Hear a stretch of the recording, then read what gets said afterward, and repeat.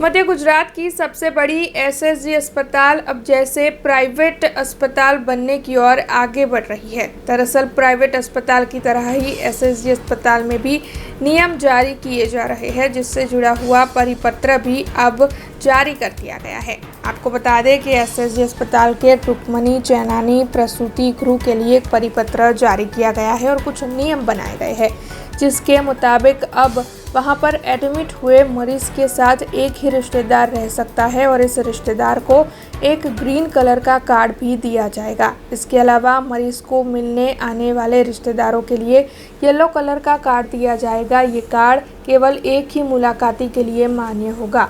वैसे मुलाकात का वक्त शाम के 4 से 6 बजे तक का होगा।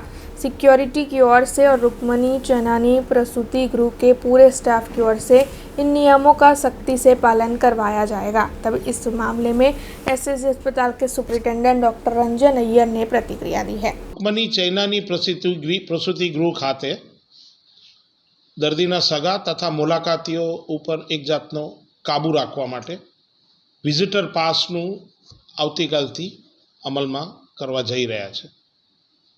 લીલા કલરનો પાસ દરેક દર્દી સાથે આવતા એક સગાને મળશે તથા પીળા કલરનો પાસ દર્દીના મુલાકાત માટે આવતા સગાઓને મળશે। આ પાસ રૂકમણી ચૈનાનીમાં નર્સિંગ ઇન્ચાર્જ પાસેથી લેવાનો રહેશે। દરેક પાસ નોન ટ્રાન્સફરેબલ રહેશે।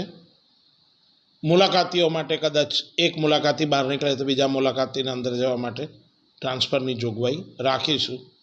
પ્રાયોગિક ધોરણે હાલ રૂકમણી ચૈનાની બિલ્ડિંગ માટે આ વિઝિટર પાસની યોજના અમલમાં મૂકવા જઈ રહ્યા છે। ધીરે ધીરે એસએસજી હોસ્પિટલના સમગ્ર બિલ્ડિંગ માટે સગા અને મુલાકાતીઓનો પ્રવાહ રોકવા, હોસ્પિટલની સ્વચ્છતા જાળવવા, હોસ્પિટલની સિક્યુરિટી વધારવા તથા હાઇજિનિક સ્ટાન્ડર્ડ્સ હોસ્પિટલની અંદર સુધારવા માટેનો આ એક અમારો પ્રયાસ છે।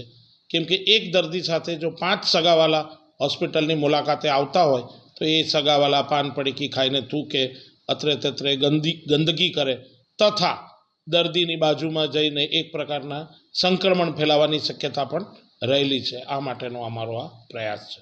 हमसे जुड़े रहने के लिए हमारे YouTube चैनल को सब्सक्राइब करें और नई वीडियो की नोटिफिकेशन के लिए बेल आइकॉन को दबाएं।